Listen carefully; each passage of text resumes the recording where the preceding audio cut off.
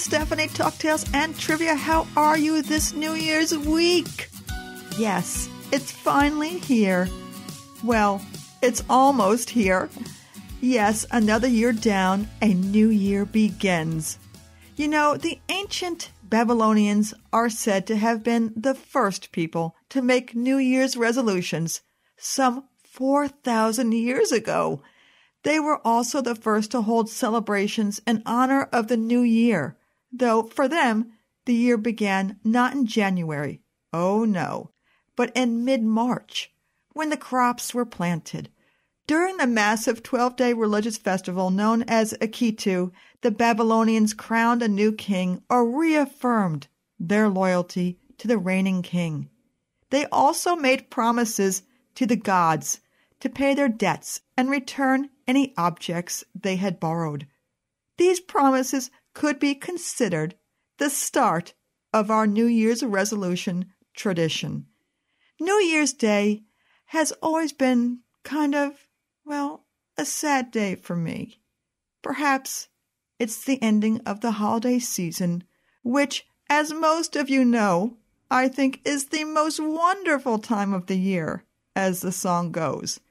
It could be also just thinking of how I didn't really accomplish my goals and dreams I had set for the past year. Let me tell you from my own experience, it's not practical or fun to set out the new year with big, long, drawn-out laurels that I know will never happen without changing a major habit or part of my life. Because it's hard. Really hard. It does seem easier to not change at all than to make a year-long projection for my personal plans. But now I've found there's good news for us. It is suggested that the first 3 months of the new year will dictate how the rest of the year will go as far as goals and resolutions. And doesn't that seem easier than a year-long projection?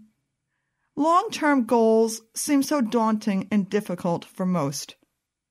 Really, for me, even to know where to begin is a miserable task.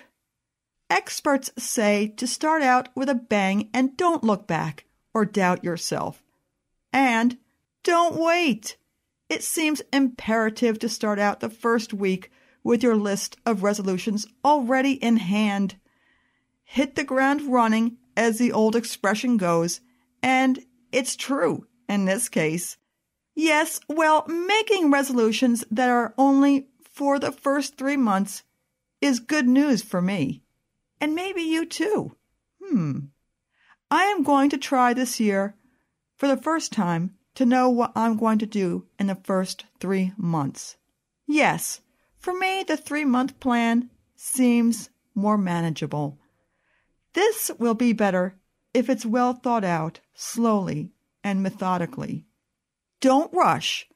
Some may even say that it's important to have your priorities straight and to really give much thought to precisely what you want to accomplish well ahead, really months ahead of the approaching new year. For an example, my 3-month plan is to eat healthier, drink more water, and do a little more activity in my life. Okay, so now I have my 3-month goal or plan, and now I have to be specific about accomplishing it. How do I do this, and where should I begin? I have the fun part of setting up the actual steps to begin the plan. Be it go to the gym 3 days a week, drink 64 ounces of water a day, whatever it may be, they are easy steps, really baby steps. And if you listened to last week's episode, which I hope you did, non-exercise activity thermogenesis, otherwise known as NEAT, should be applied to bolster your getting in shape plans if this is your resolution.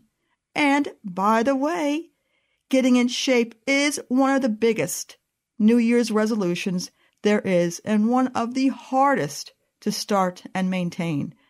And then finally, if I've stuck to all the steps of my plan, the big payoff comes. the achievements of actually seeing the results. But another resolution is that I want to read one book a month from start to finish. That, for some reason, seems hard for me. Well, it sounds reasonable, but we'll see. To me, if I lay it out in short-term possibilities, then I think it just might have long-term dividends that will become steady habits for me. It makes sense. Yes, and chances are I'll go another 3 months, and then I believe it will become a definite habit. My tale for this episode is the memory of my father waking us up at the stroke of midnight to have a little sparkling cider and chat about our plans for our resolutions as we watched Dick Clark in Times Square as the New Year's ball dropped. Now, as a family, we never watched football on New Year's Day.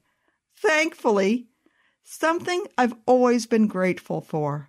Did you know that there are as many as 45% of Americans who say they usually make New Year's resolutions, but only 8% are successful in achieving their goals? As the writer Dorothea Brand wrote in her book, Wake Up and Live, she writes, act as though it were impossible to fail. And that we must do. Thanks to the original resolution makers, the Babylonians, with 4,000 years of practice making resolutions, we most likely won't stop this tradition anytime soon.